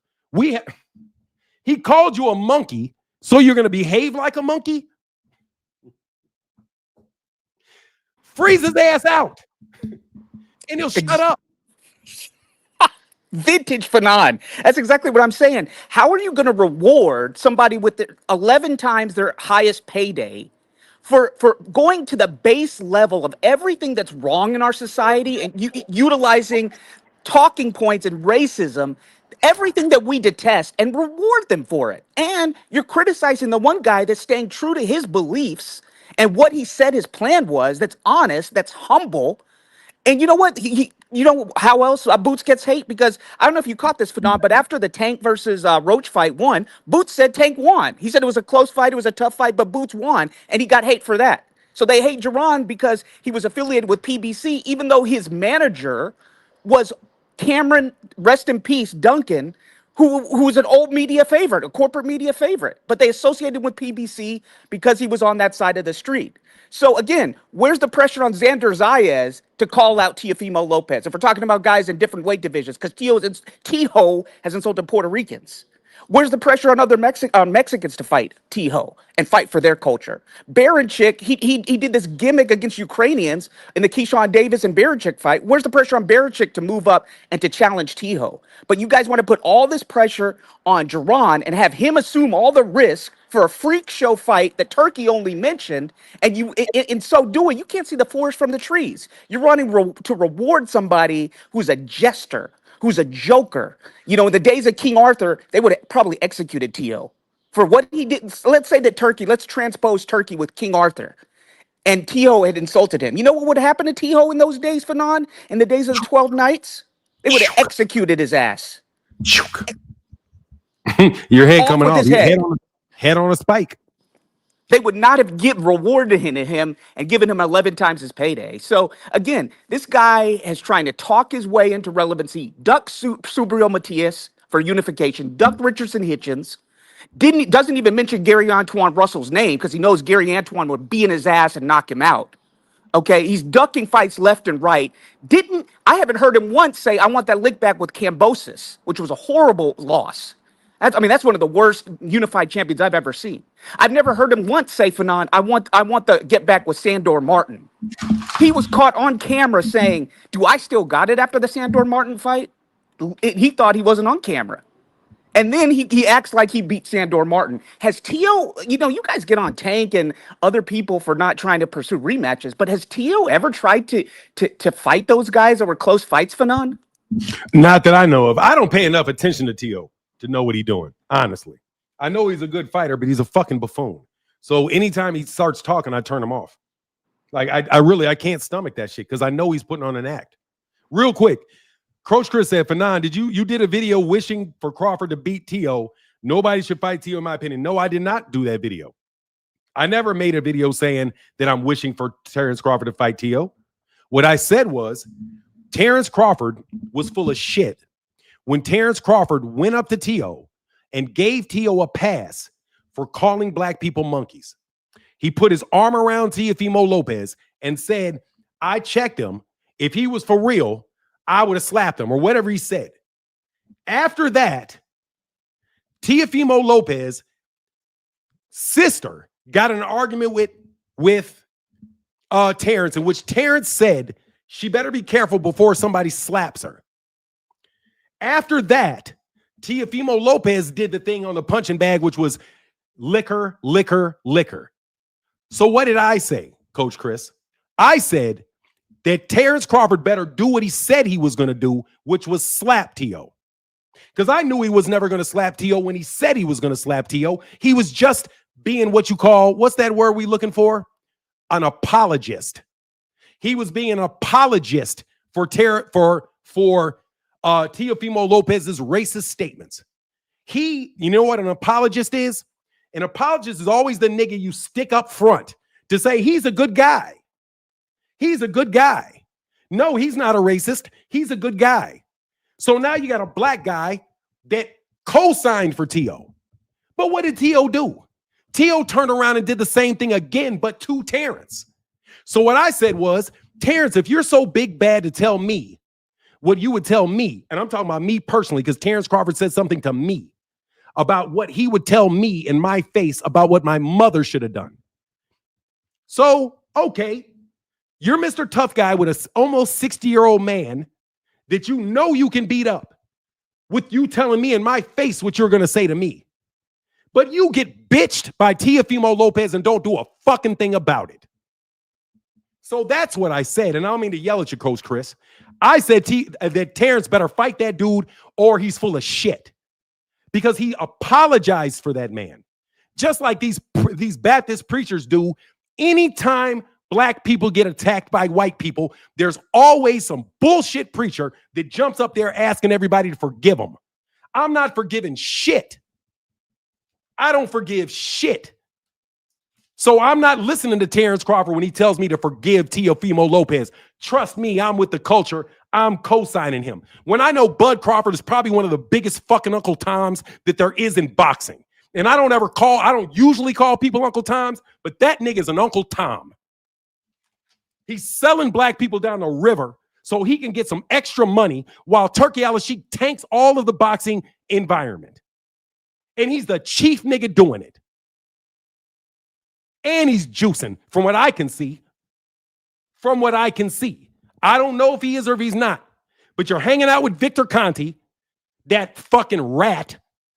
And you're hanging out with Turkey Al-Sheikh, that gay rat. So Bud is hanging out with a rat and a gay rat. So what am I supposed to think Bud is? He's either a rat or a gay rat. I don't know which one, but more than likely he's a rat. So I say to Bud, put your mouth in action. You said you were going to slap him if he did it. I'm waiting on the slap, Bud. And if you don't slap him, trust me, I ain't going to believe shit coming out your mouth.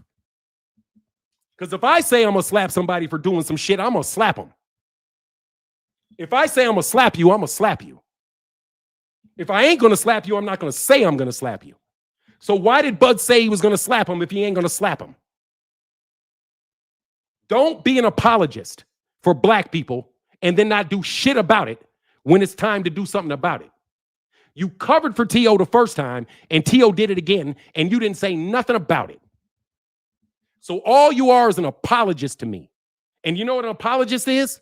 An apologist is an Uncle Tom. It is somebody that is there to ensure that the other Negroes follow the status quo. They are there to be representatives and spokesmen for black people for the benefit of some white person or Turkey Al-Sheikh, so that they can play some fucking card game and act like Terrence Crawford speaks for black people at all. So nah, bro. Go ahead. Fanon. So Coach Chris, don't get me wrong. I'm not yelling at you. I want to be very clear that I knew Terrence Crawford is not fighting Teofimo Lopez. Just like I know Terrence Crawford is not going to slap Teofimo Lopez. I know he's not going to do it. Because Teo's a bitch, and Teo will sue him. Just like Devin will sue you. Slap Devin out in public. That nigga will sue you. Well, Teo's a bitch. He's a bitch.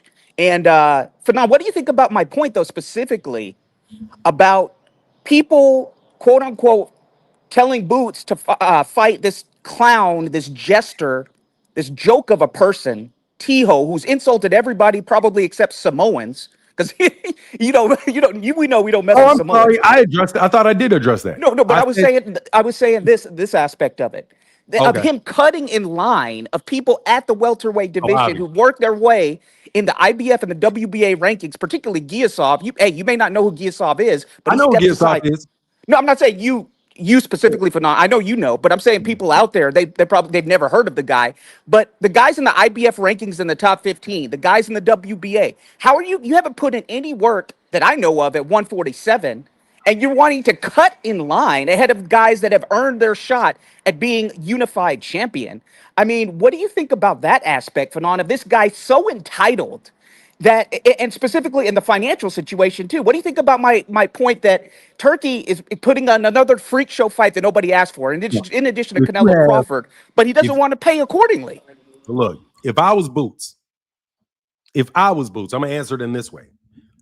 If I was Boots, I would be looking for the door as fast as I could get out that damn door. If I was Boots, personally, I would be trying to get out that door.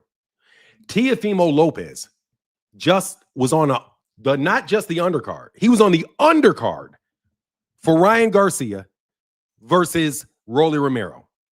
The co-main event was Devin and Jose Ramirez. After that was Teofimo Lopez. So this man does not have enough name recognition and trust within his own organization for this guy to be a headliner on a pay-per-view. But yet, Gervonta is supposed to say, hold on, let me not hold up and see if I can unify with Mario Barrios. Let me see if I can unify with Brian Norman Jr. so that I can be a 3-belt champion. Once I'm a 3-belt champion, then I can go up to 154 where there's real money. So why am I shooting my load with Teofimo Lopez, especially if Teofimo Lopez is just going to run around and try to survive for 12 rounds? Because that's what he's going to do. He's just going to do a Karen Kukadajian and run to this side of the ring, run to that side of the ring, and try to make it a stinker fight while Gervonta tries to walk him down to make the fight happen. No, Tio's last fight card, he was the third from the last fight on a fight card that probably didn't do 30,000 pay-per-views globally. It probably didn't do 30,000 pay-per-views globally because I don't believe any of their numbers. If I'm Gervonta, I'm getting off DAZN as fast as I can, and I'm getting over to Amazon where people can see me fight and where I don't have to worry about all these stupid mechanisms, the fixed fights that are obviously taking place, and the fact that his name is not growing over there. When he was fighting on Showtime cards, there was a lot more reception for Gervonta Ennis. I could do a Gervonta Ennis video and there was traction on it when he was on Showtime. But now that he's hitting on DAZN, it's like he disappeared. He needs to get from there and get somewhere where he can develop himself into a real star. Because unlike Tio and unlike Devin, Gervonta is the real deal. He's the real deal. He's really that good. Devin talks like he's that good. Media treats him like he's that good. Tio talks like he's that good. The media treats him like he's that good, but they're not that good. If they were that good, they would be knocking people out. They'd be putting on dominant performances, and you wouldn't have to wonder where these guys are in their career. No. DAZN is a toilet that in a bathroom that nobody goes to. So you can sit there and fight in that fucking bathroom if you want for the money that he's giving you, but trust me, he's going to lowball you soon.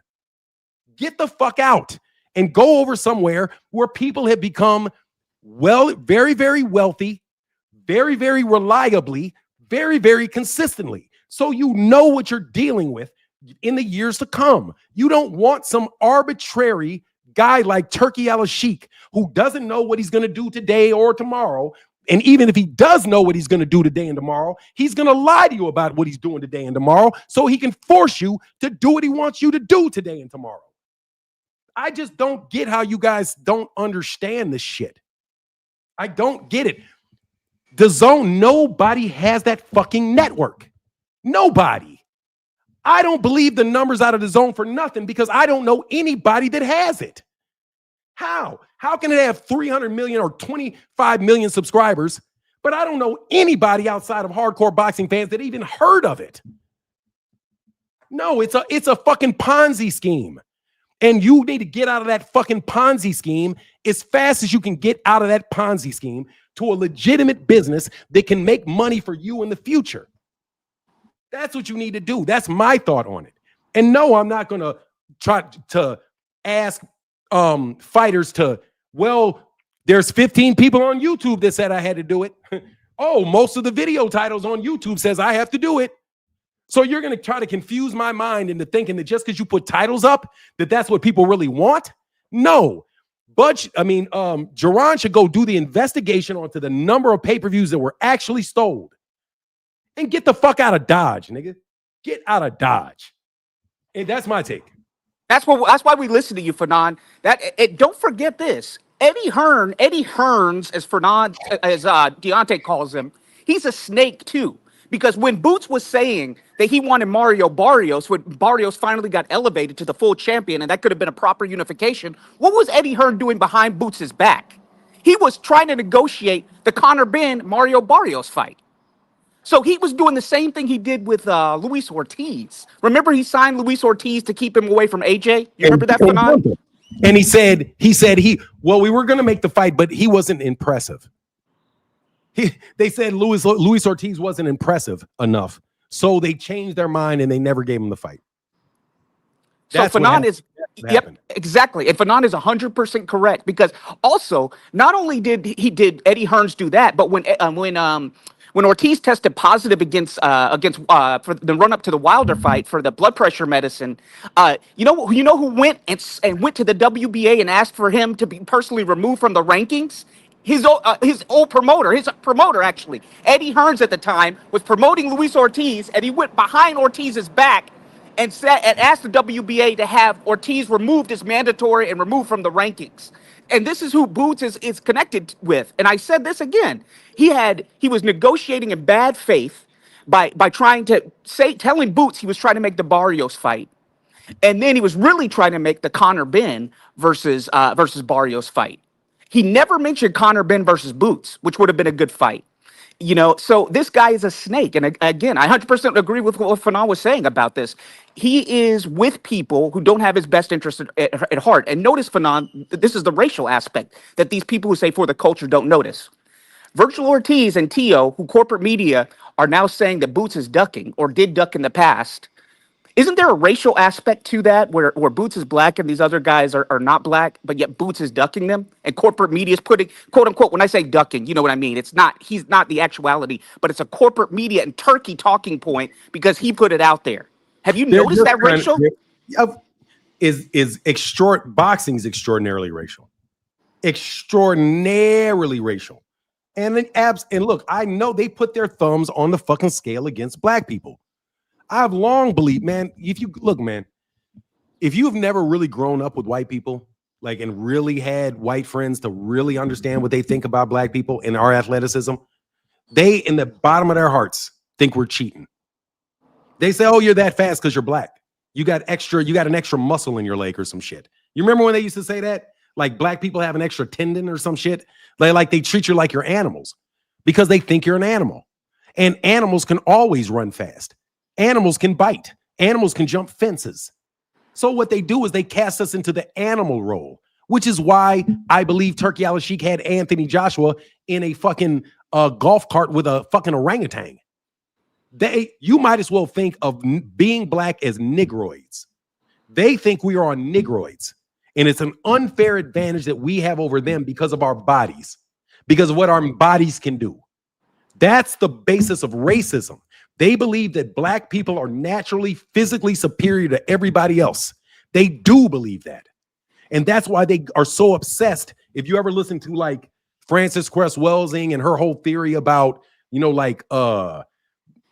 the jealousy of non-black people towards black people because of their genetic domination, because of the fact that if you have a child with a black man, your child is going to be black. It won't be white. That is a very real thing in the mental constructs of people.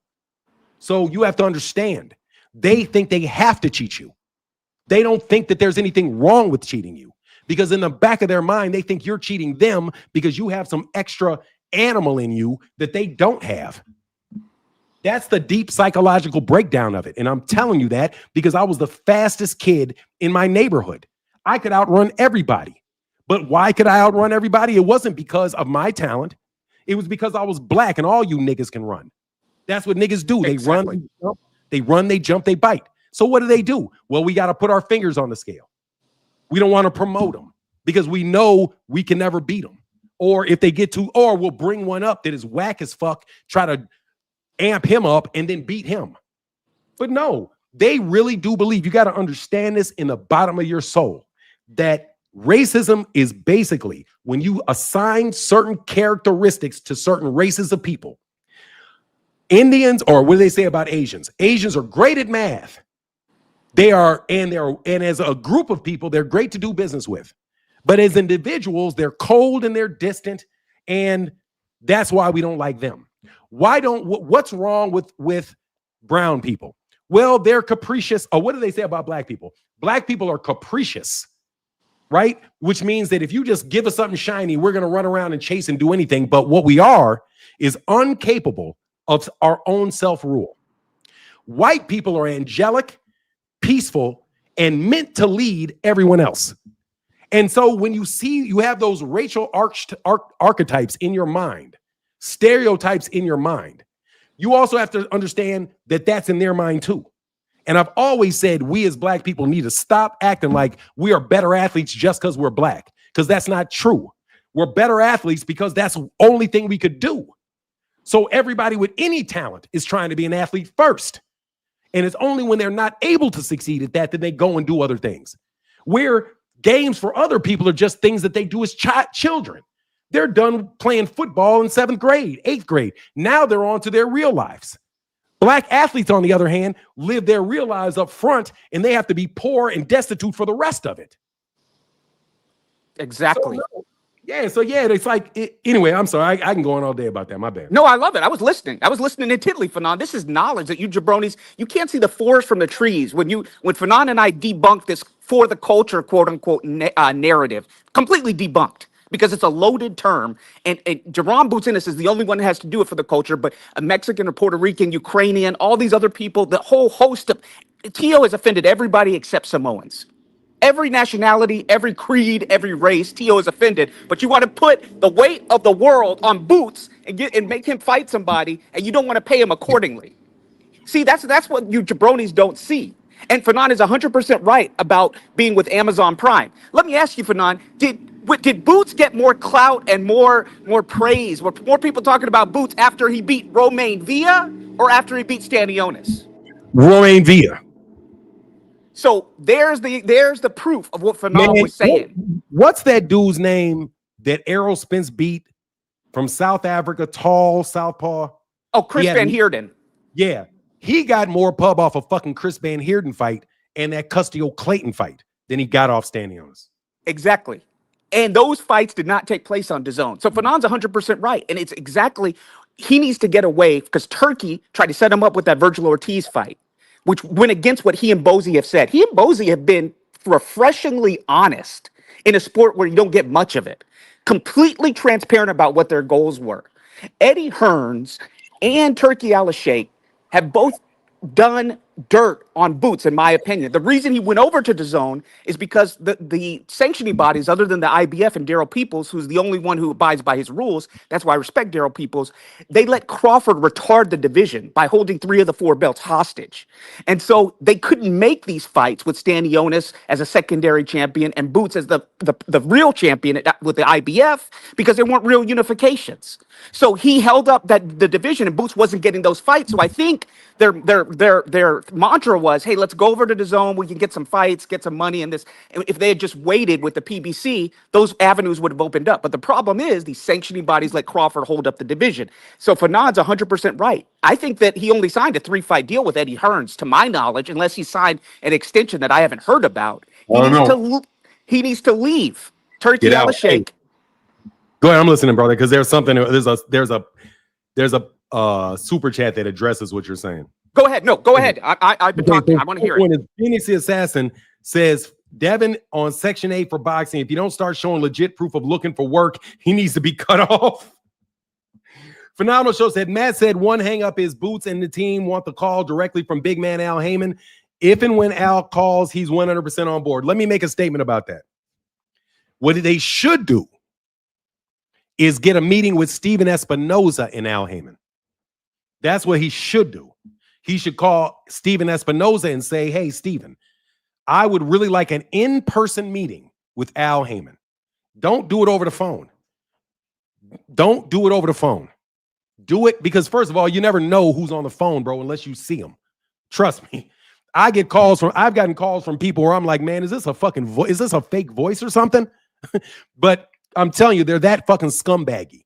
You need to have an in-person meeting with Steven Espinoza and Al Heyman and Bozy. I wouldn't even bring Boots in. I would have, because that way Bozy can understand everything. Because Bozy's the manager. Bozy, Steven Espinoza, and Al Heyman. And that should be good enough. And it should be in person. It shouldn't be in the phone. Don't take a phone call. Not for a big deal like that. That big a deal you never do on the phone.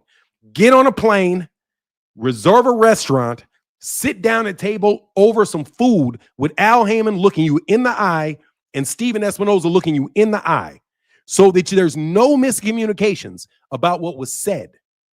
So while I understand that Bozy would say that he wants the call from Al, Bozy don't take a call. Take a meeting. Take a meeting. Go there. Get on his calendar. Say, hey, Steven Espinoza, I want to get on Al Heyman's calendar. Is it possible for you to get me on Al Heyman's calendar? And would you mind going to the meeting with us? Because I've never met Al Heyman before. I don't know if he doesn't know Al or if he knows Al. But I know for sure Steven Espinoza has a great relationship with Al Heyman. So I would say, since you had a good relationship with Steven Espinoza, Boots' first move is to talk to Steven Espinoza and then tell Steven Espinoza what his issues are, where he is, all of the things that you can tell him. And then have Steven Espinoza prepare Al Heyman for the meeting that you three have. So everybody already knows where everybody is and what everybody's stuff is before you sit down. If you just do it over a phone call, there can be all kind of miscommunications that you don't want to take place. As a professional manner, if you're dealing with something where you're going to get paid $5 million, $10 million, it's worth a little bit of time to get a plane trip, to get a hotel, and to talk about it in person, because the money is so significant. If you're trying to sign a deal with Al Heyman for 3 fights, that may be $15 million of money that you're going to get.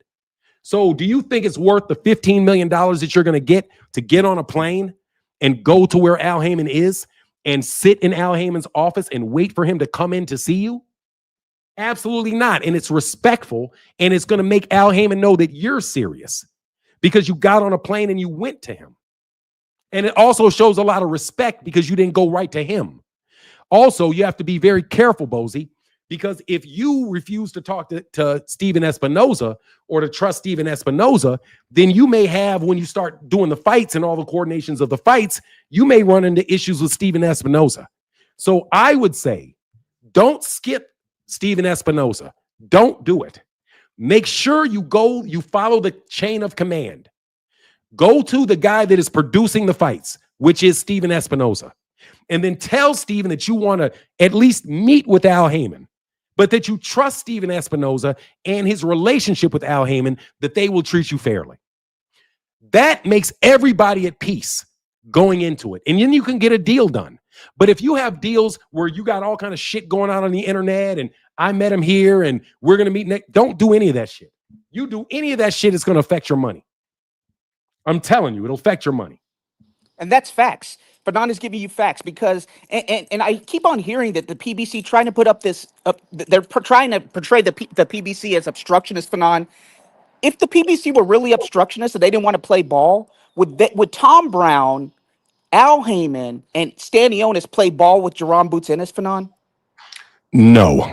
They would have made Stanionis versus Barrios. So I keep on hearing that Barrios, Pacquiao, they're going to avoid Boots, or this and that Al Heyman doesn't want to play ball. You guys are can't see the forest from the trees falling for these old media talking point narratives. When Turkey Al-Sheikh, through his minions in corporate media, was calling Boots a duck for not falling for the trap of that Virgil Ortiz fight at 154, the only person in the media that was defending Boots Ennis was Steven Espinoza, who had no contractual relationship with Boots at the time because Boots had already signed with Eddie Hearn. Steven Espinoza said, Boots doesn't duck anybody. I know Jerome Boots Ennis. He's a stand-up guy. Eddie Hearns, his promoter, wasn't even saying anything, Fanon, at the time in the aftermath of that failed Virgil Ortiz trap that Turkey tried to lay for Boots Ennis. You remember all that, Fanon? I absolutely do. So going through Steven Espinoza is a sign of good faith that he's invested in you. And the PBC and Amazon, they're going to want good fights. They're going to want guys, you got David Benavidez who's carrying it. You got Gervonta Tank Davis. They need a third person that's really going to be out there for the distance for a long time. And that third person naturally is Jerome Boots Ennis. And I'm so glad that he did not please you jabronis and you diehards, you dead enders in corporate media and your fanboys by not obliging Teofimo Lopez and allowing T-Ho to not put in any work with his sense of entitlement when he hasn't even cracked $1 million, and rewarding his bad behavior, Fanon, when he went to the gutter several times, insulting every nationality, creed, and culture, and trying to get rewarded and getting a payout, and trying to use the hard work that Jerome Boots Ennis has put in his career, the honesty that he has, trying to eat off of his back. I'm glad Boots and Bozy didn't fight for that. And you guys can pull up an interview from 2 years ago that said Boots and Bozy said that they would take that fight. You know what? You can talk yourself out of opportunities. You can. You can talk your. Have you guys ever gone on a date and a girl's really into you, and then you start talking too much, and then she's like, "You're in the friend zone." You can go into interview. You can go into a job interview. You start talking, they're going to hire you. Then you bring up something, and they're like, "No." You give them second thoughts. So you, T-Ho. Hey, you know what the girl told me one time? You know what the girl told me one time when I did that? She said, "Man, are you trying to fuck me, or do you want me to be your therapist?" Hey, I've been told that too. I've been told something similar. I mean, you trying to fuck, or you trying me to be your therapist? Which one? Pick one. Anyway, yeah. So you guys, I mean, the I've seen first people. option is therapeutic. I've seen people trying to push the narrative that Boots and Bozy said 2 or 3 years ago they take that fight, or some time ago. So T-Ho's actions since then made that a non-starter. T-Ho has a direct line. Use your top-rank privilege, you idiot. Go fight Brian Norman Jr., get the WBO belt, and Jerome will fight you tomorrow. But he doesn't want to do that because he's ducking Brian Norman Jr. He's been offered that fight. So he wants to cut in line and avoid everybody. Yes. Agreed. Hey, I'm about to bounce in a second, man. What's on your mind? All right, Phoenix? thank you. I'm out. Let me tell you why. Because my new office, the AC does not work in my new office, so I'm like hot as shit up in here. Dang. I Yeah, got to get an area. I got to get like an area. You know those cooling fans. I got to buy one. Yep. I was going to say one thing. I don't know, because I've been trying to see if I could find any other place reporting on it. But like, you see what happened with Prime Video on that one championship series or whatever? No, I've seen it, but let me do something real quick. Jay Mill said, enjoying the discussion. Thank you, brother. I'm enjoying it too. And 10 to God back at you. Thank you, brother, for that $10 holler, brother. Thank you so much for your support. Go ahead, bro. Oh yeah, so it looks like one championship, that MMA stuff, they're gonna cut that off Prime Video. But like the article to put this out, and like I said, I've been looking to see if any other places are reporting on it, because I don't know this website, so I'm like, I don't know how reputable they are. So they're trying to tie it in to say that PBC, is going to get their contract cut off and they leave in Prime Video, and they're saying that because of one. I hate yep, these niggas. That's what this article is saying. But wait till you hear what the reasoning is. They're saying the reasoning is that Amazon Prime Video wants to go with more tried and proven sources for investing in sports. That's why they're looking at UFC and TKO to come in and replace that. That's what they want to put their budget for. But I'm like, okay, if you're talking about proven, think about this. PBC only been around 10 years, and they ranked in the top 5 with their net worth for boxing promotion. You can stop it at trying to bring in somebody more proven and talking about TKO. Exactly. TKO is not proven at all. They've never even had an event, and they don't have any of the major boxing stars out there. And I do believe 2 of the biggest names in boxing have already fought on Amazon. So they're trying to argue that they really want Turkey on Amazon. Did y'all hear what happened with Netflix and Turkey? Yep, I seen that yesterday. How can they do business with Turkey if Turkey won't talk to women? How are they going to do that? How are they going to work in Amazon Prime if Turkey Al Sheik's not willing to work with women, and he got thrown out of Amazon? He got thrown out of Netflix. So he ruins the deal with Netflix. And you think just because you can put it in a PR and just put the article out there to lead people to believe that PBC is going out of business again? This is the same fucking manufactured propaganda campaign that's been run on Black American boxing forever. So it's so hot I had to open it up. I'm about to But bust out. that was the last thing I had for you guys. That had just popped into my mind. I seen that article yesterday. I'm like, y'all can't be serious talking about TKO and UFC is what y'all consider improving. When we know what Dana White been doing with not paying fighters, and TKO ain't even gonna have no big fighters on it. So yeah. All right, now that's stupid. That's something wrote and somebody. What's the name of the website? I'll go ahead and send that to you on IG. It's yeah, man. Of course.